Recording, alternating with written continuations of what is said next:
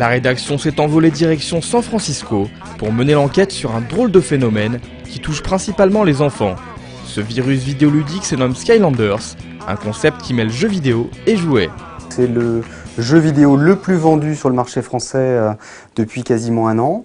Et puis également en termes de pack de figurines, c'est un des jeux les plus vendus. Donc c'est un des jouets les plus vendus sur le marché français avec plus de 2 millions de packs qui ont été écoulés depuis le lancement. À quelques jours du lancement du nouveau Skylanders Giants, nous nous sommes rendus dans les studios de Toys for Bob, en Californie, afin de comprendre la recette de ce succès, de la conception des fameuses figurines jusqu'à la commercialisation du jeu. Interview, impression, les coulisses de Skylanders Giants, c'est tout de suite sur le plateau de jeuxvideo.fr. Salut à tous. Salut à tous. Et bienvenue pour cette émission spéciale dédiée donc à Skylanders, la série et le prochain jeu qui va être lancé sous peu sur un peu près tous les supports actuels. Donc du coup, Kevin, tu as eu l'immense honneur d'aller à San Francisco pour voir les développeurs dans leur studio et voir un petit peu les tenants aboutissants donc de cette série. Ouais, donc c'est vrai que c'est une série alors qui est un petit peu, on va dire, sous-évaluée par la presse spécialisée, on n'entend pas beaucoup parler. Pourtant, c'est l'un des jeux les plus vendus en France et dans le monde avec le premier épisode Skylanders. Donc, il y en aura Skylanders, c'est 4 millions de jeux vendus. 4 millions de jeux vendus. Et donc, je trouvais l'opportunité intéressante pour voir justement comment est-ce qu'on arrive à concevoir un succès comme Skylanders dans les studios de Toys for Bob, donc qui se trouve, comme on l'a dit, en Californie. Donc, on a pu interviewer des personnes d'Activision, des développeurs aussi, des responsables artistiques qui nous expliquent la recette du succès d'un jeu comme celui-ci. Donc justement, on vient de le dire, un gros succès rien qu'au niveau des jeux, mais aussi il y a 40 millions de figurines qui ont été vendues pour une nouvelle licence, c'est quand même colossal. Donc justement, on va voir ce que nous disent donc les gens d'Activision et les développeurs de Toys for Bob, assez original comme nom de développeur. Comment expliquent-ils le succès de la franchise Skylanders? C'est parti. C'est arrivé grâce à la connexion de deux choses que les enfants aiment, les jouets et le jeu vidéo. Nous avons donc combiné cela de la meilleure des façons, qui fait que les enfants ont vraie relation avec les personnages. Ils pensent qu'ils sont en vie. L'un des trucs les plus excitants, c'est de voir des enfants qui se rapprochent d'une table et qui se jettent immédiatement sur leur personnage favori. C'est vraiment l'une des plus belles récompenses. Vous pouvez dire que c'est un succès grâce au nombre de jeux vendus, mais vous pouvez aussi le penser en rentrant dans une boutique et en voyant des enfants avec nos jouets et nos t-shirts. C'est aussi comme ça que je le vois. Comme quand vous sortez dehors et que vous voyez un enfant avec un sac à dos Skylanders. Je pense que c'est une belle preuve de succès.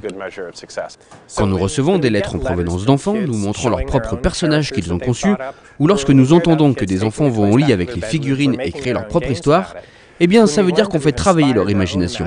Et c'est ce dont je suis le plus fier. Moi, ce que je pense, c'est d'abord avant tout une idée simple. Et c'est souvent les idées les plus simples qui fonctionnent. La façon dont nous avons convaincu Activision de continuer avec ce jeu est la suivante. Nous leur avons montré un personnage du jeu, un niveau et une figurine connectés au portail.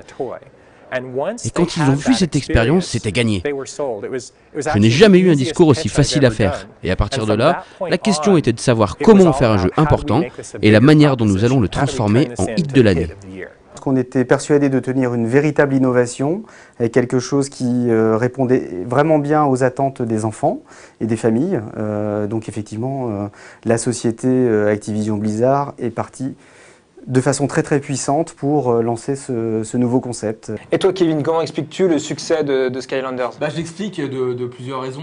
C'est vrai qu'à mon avis, Activision est quand même très fort quand il s'agit de bosser sur des marques puissantes. Et Skylanders, je le vois un petit peu sur le même modèle d'un point de vue business comme étant le Call of Duty pour enfants. Ceci étant, pour moi, c'est pas que du marketing parce que si jamais les jeux fonctionnaient juste à base de marketing... Mais ça serait facile d'ailleurs. Je crois me souvenir que ça a été un petit peu laborieux au niveau du lancement. Au départ, ça devait être un jeu vraiment Spyro, et puis du coup, c'est devenu Skylanders, mais ça a quand même été une gestation assez longue. Tout à fait, c'est vrai que la gestation était longue, puisque Toys for Bob, au début, a proposé un concept de jeu à base de la licence Spyro, et ensuite, ils ont commencé à travailler sur ces petites figurines qu'on verra, on verra leur conception tout à l'heure, pour pondre un concept gigantesque, comme il le disait dans l'interview avant, gigantesque en termes de business, bien évidemment, on y reviendra juste après. Mais donc, je le disais, la recette du succès, à mon avis, c'est aussi que le jeu, il est monopromesse. C'est-à-dire qu'il s'adresse uniquement aux enfants. Bien souvent maintenant dans l'industrie du jeu vidéo, on voit des concepteurs qui veulent s'adresser à tout le monde. Effectivement. Et à force de s'adresser à tout le monde, on ne s'adresse plus à personne.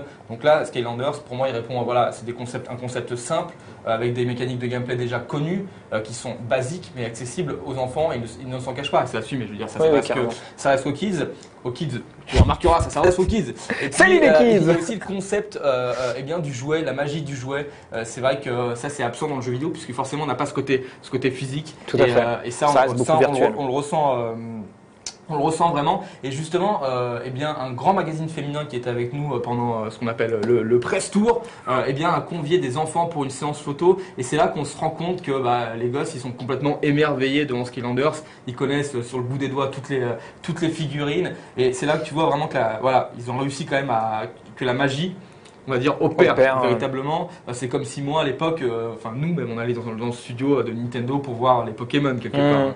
Donc ça c'est clair que c'est vraiment... Les Pokémon n'existent pas, hein, je sais. Je précise, les Pokémon n'existent pas en vrai, Kevin. Ah bon? Au cas où, non, c'est comme le Père Noël. Je pensais. Désolé. Je serais déçu. Donc justement, tu le disais, le concept de Skylanders reposait énormément sur les figurines. Ouais. On écoute justement les développeurs qui vont nous expliquer la conception de ces mêmes figurines. C'est le seul jeu où vous avez un personnage qui prend vie dans un jeu vidéo. C'est très difficile car il y a des objets différents. Pour commencer, un jouet doit être en quelque sorte lourd, accrocheur et beau de manière frontale. Mais dans le jeu, vous voyez davantage le dos du personnage que l'avant. La plupart du temps, vous êtes loin de la caméra et vous voyez aussi le haut. C'est donc très important que tous les aspects soient harmonieux. Il y a beaucoup de personnes avec qui vous devez collaborer. Les compagnies de jouets bossent dessus, il y a aussi le côté jeu traditionnel, l'édition, il y a pas mal de choses quoi. Et vous devez coordonner tout cela. Vous savez quand le jeu va sortir et on doit faire en sorte que tout soit réglé avant. Nous avons commencé par travailler sur le design du jouet. La relation avec le personnage virtuel est très importante. Avec les couleurs, l'animation et le son. Mais il y a une sorte de distance. Le jouet, lui, vous le prenez, le tournez et le sentez. Il était donc important pour nous de trouver la forme, la texture et les couleurs des figurines, d'abord en tant qu'objet. Au début du développement de Skylanders Spyro, lorsque nous avons commencé à travailler sur les figurines, nous n'étions pas constructeurs de jouets.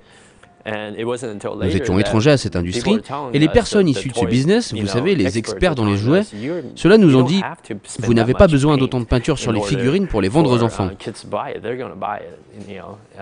Mais nous n'avons pas fait attention à cette remarque, nous voulions juste produire des jouets sympas. Nos standards sont élevés car nous le faisons aussi pour nous.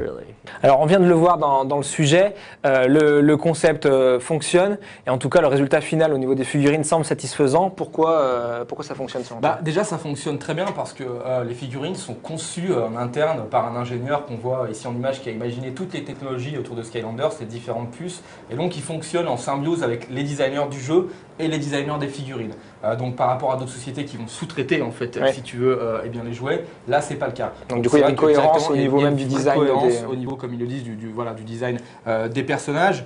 Et puis les développeurs ont bossé pendant longtemps en fait sur des jeux de monstres, en fait des RPG, des monstres de type médiéval fantastique, heroic fantasy. Donc c'est vrai qu'ils ont vraiment cette culture-là en fait du jouet, de l'imagination. C'est quelque chose qu'ils ont toujours voulu faire. Donc quelque part ils me disaient à table après en off, comme on dit chez nous, que voilà ça a toujours été leur rêve de bosser dans l'industrie du jouet et ça se ressent. Enfin je veux dire quand les développeurs sont passionnés de ce qu'ils font, ça se voit quand tu leur... Ça sent tout de suite. Et donc du coup aussi ce que tu me disais par rapport au côté RPG, ça se retrouve aussi même au niveau du gameplay, puisque chaque figurine dispose de certaines capacités qui évoluent au fur et à mesure du jeu comme dans un RPG. Ouais c'est ça, c'est que chacune des figurines en fait a ses propres capacités, des capacités donc comme tu l'as dit, des capacités plus techniques qui sont propres dans le jeu, et puis aussi à la fois d'un point de vue visuel, puisque on en reparlera après, mais les nouveaux Skylanders peuvent s'illuminer sur l'arrivée du portail.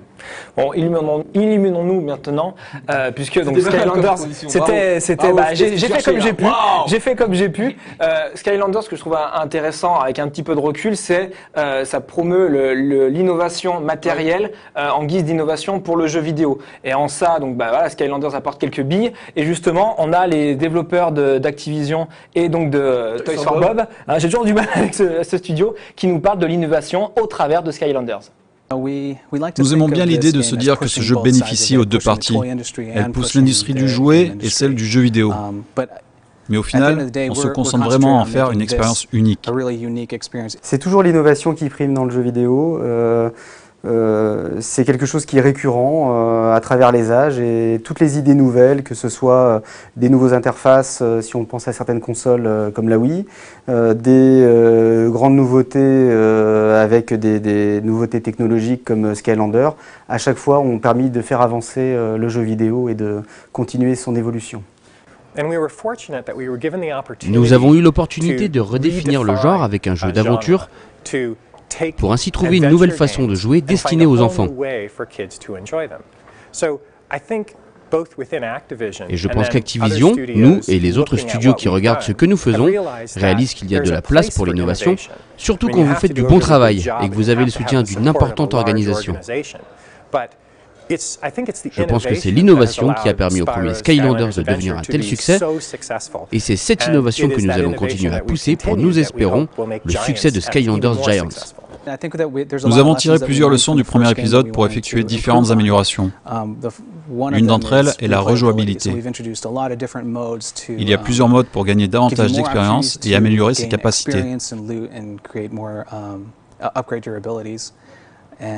Nous avons aussi introduit de nouveaux modes de difficulté, c'est donc une expérience plus profonde. Je suis super impatient de voir ce qui va se passer dans les 5-10 prochaines années. La technologie avance vite et devient moins onéreuse. Ce que nous verrons avec les jouets de demain s'annonce énorme. Alors moi je suis plutôt d'accord avec les développeurs, il est clair que Skylanders fait avancer l'industrie grâce à un nouveau concept, mais qui n'est pas réellement... Non, c'est pas vraiment nouveau, parce que moi je me rappelle, Eye of Judgment sur PS3, on posait sa carte sur un petit tapis et l'entité apparaissait après à l'écran, on pouvait même un peu jouer avec le personnage, etc. Donc c'est vrai que c'est une prolongation, on va dire, de ce concept-là, associé à la figurine, l'objet physique jouet en fait. Ce qui est vraiment ingénieux, je trouve, dans Skylanders, c'est la relation en fait entre le jouet et le monde du jeu vidéo. Pour le coup, c'est une vraie rencontre qui est pleinement assumée. Ah oui, ça c'est sûr. C'est un vrai aspect collection. Les jeux précédents, et puis je suppose fortement, pour en avoir discuté avec eux, que d'autres studios vont utiliser surfer sur la vague, utiliser une technologie identique de portail un petit peu comme ça pour faire apparaître des figurines à l'écran. Il me semble que Nintendo également est très intéressé sur la Wii U avec le gamepad qui pour le coup s'y prêtera. Sur le principe de NFC justement, pour apporter un peu de réalité augmentée notamment. Justement, moi ce que je pensais intéressant à noter, c'est que mine de rien les figurines sont multiplateformes, c'est-à-dire que vous avez votre personnage qui va avoir sa propre progression mémorisée à l'intérieur d'une petite puce, et en gros ce personnage-là, peu importe que vous jouez par exemple sur Xbox 360, vous allez l'importer sur la console d'un pote qui a la Wii. Bon, peut-être pas la Wii, la PS3, mais bon, ça marche aussi sur Wii. Et ben, vous allez pouvoir continuer avec les mêmes stats de ce personnage-là. Donc, en gros, les figurines sont vraiment multiplateformes. Et là, en ça, il y a quand même une vraie innovation, peut-être qui sera poursuivie avec les prochaines générations de consoles, notamment avec le cross-platform qui fait pas mal de bruit en ce moment. Justement, qui on parle d'innovation. En quoi le nouveau donc Skylanders Giant est différent de son prédécesseur? Quelles sont les nouveautés? Déjà, c'est vrai qu'il garde la même base, la même ossature. Forcément, c'est une suite. De nouveaux décors, une nouvelle histoire, 16 nouveaux monstres qui sont, comme on l'a vu là, les Giants en fait, et qui permettent de débloquer de nouvelles zones, qui ont de nouveaux pouvoirs, donc comme son l'indique, qui sont beaucoup plus gros, beaucoup plus massifs. Et puis on a aussi, comme le disait juste avant l'un des responsables de l'animation, ils ont beaucoup travaillé sur ce qu'on appelle la rejouabilité, c'est-à-dire que chacun des personnages bénéficie en quelque sorte de sa propre histoire. En tout cas, eux, leur but, on va en parler juste après, mais c'est vraiment de proposer une valeur ajoutée pour chacun des personnages, que ceux qui achètent le jeu et les figurines après n'aient pas l'impression que ce soit superficiel et uniquement pour déverrouiller que quelques zones. Et puis on a la possibilité aussi maintenant de se battre en versus, parce que le jeu est jouable aussi, il faut bien le préciser, en coopération. Donc on met les deux figurines sur le plateau et elles apparaissent simultanément. Donc tu l'as dit, Skylander c'est quand même une grosse machine, extrêmement juteuse d'un point de vue mercantile évidemment. Donc on rappelle le principe, il y a 3 figurines livrées avec le jeu, donc qui est vendu donc le tout aux environs de 60 €. Et après, Donc il y a, donc là pour le deuxième, à peu près 50 figurines disponibles. Chaque figurine coûte 10 € quand même, c'est quand même assez cher. Donc voilà, faites le calcul, ne serait-ce que 10 figurines, plus le jeu, ça fait quand même relativement cher. Donc on l'a dit, il y a une mécanique bien huilée derrière. Alors moi ma question c'est, est-ce qu'on peut quand même finir le jeu avec les 3 persos de base? On peut finir le jeu avec les 3 figurines de base, mais bien évidemment que tout est fait, tout est pensé pour forcer eh bien, les joueurs à acquérir de nouvelles figurines pour accéder à de nouvelles zones. Donc ça, ce sera aux développeurs eh bien, de faire preuve de créativité, comme on le dira juste après, pour proposer, comme ils le disaient les Américains, une real value, tu vois, pour les joueurs, quoi, qu'ils aient envie d'acheter des figurines tout simplement. Bah justement, comme tu l'as dit, tu fais une transition parfaite. On va voir comment les développeurs pensent éviter la saturation du marché en reprenant donc les concepts avec cette suite Skylanders Giants. Lorsque vous travaillez sur une franchise à succès, vous faites une multitude d'actions pour que tout fonctionne au mieux et en vendre un maximum. Mais la vérité, c'est que la valeur de la franchise que nous créons est affectée par chacun des jeux. Vous pouvez donc avoir une franchise avec encore plus de valeur et de succès, ou au contraire commencer à l'affaiblir. Et je pense que nous avons appris beaucoup de leçons chez Activision sur comment ne pas saturer le marché. Avec la franchise Skylanders, nous sommes sur un modèle où nous espérons avoir de la valeur pour les 5, 10, voire les 20 prochaines années. Nous voulons devenir le prochain Disney ou le prochain Pixar. Dans ce sens, vous avez une sorte de code moral pour faire en sorte que ce que vous créez soit toujours de haute qualité. Alors ces réponses t'ont-elles convaincu? Est-ce que tu ne penses pas quand même qu'il ne va pas y avoir un risque de saturation avec cette ou ces suites hypothétiques, un peu comme pour Guitar Hero? C'est difficile à dire. Alors clairement, la réponse du créateur, enfin du responsable du studio, pardon, je la trouve assez pertinente. Il est clair qu'il leur faudra un vrai standard de qualité pour continuer avant de la franchise, puisque malgré tout, les enfants ils sont extrêmement critiques. Hein. Tout à fait, de plus en plus. Prendre pour des cons. On l'a bien vu, puisque les jeux. Et puis bon, ils peuvent se lasser vite. Là, le premier est sorti, évidemment, le concept était frais, donc ça fonctionnait. Est-ce que maintenant, avec 1 ou 2 opus supplémentaires, est-ce que le concept fait encore recette? On verra. Maintenant, il est clair que c'est une vraie machine à fric pour Activision. Tu l'as dit juste avant, c'est un business model qui est extrêmement bien huilé. Mais je pense qu'ils ont quand même appris de leurs erreurs par rapport à par rapport à Guitar Hero, sur justement la saturation du marché. J'imagine qu'ils ne feront pas la même chose. Donc après, ce sera encore une fois aux développeurs de se montrer créatifs, inventifs sur les niveaux, sur la valeur ajoutée de tous les monstres. Donc ça, ce sera vraiment à Toys for Bob eh bien, de bosser là-dessus. C'est un studio qui est vraiment très talentueux, je trouve, qui est extrêmement passionné. Ils savent où ils vont, ils savent ce qu'il ne faut pas faire justement pour lasser les joueurs et les enfants. Donc on peut leur faire confiance. Maintenant, c'est une boîte américaine, donc on n'est pas à l'abri demain que les décideurs d'Activision décident, puisqu'un prévisionnel serait par exemple en baisse, de lancer 3 épisodes spéciaux dans l'année eh bien, pour faire remonter le prévisionnel. Ça, c'est clair qu'on n'est pas à l'abri. Mais j'espère que ce ne sera pas le cas, parce que c'est quand même une licence moi, qui m'a, sympa pour les enfants, qui est quand même bien fichue, qui répond à une vraie demande en tout cas de la part de ce public-là. Et ça fait du bien pour les enfants qui avaient finalement pas grand-chose à se mettre sous la dent, puisque les jeux Kids en général sont quand même plutôt mauvais, il faut bien l'avouer. Ouais, en tout cas, on pourra vite juger le jeu sur pièce, puisque Skylanders Giants sort le 19 octobre prochain sur PlayStation 3, Xbox 360, et oui, il y aura une version Wii U, mais qui sortira un petit peu plus tard. Voilà, je pense qu'on a fait le tour de la question. N'hésitez pas à réagir sur la vidéo, et puis nous, on vous dit à très bientôt. À très bientôt. Salut. Ciao.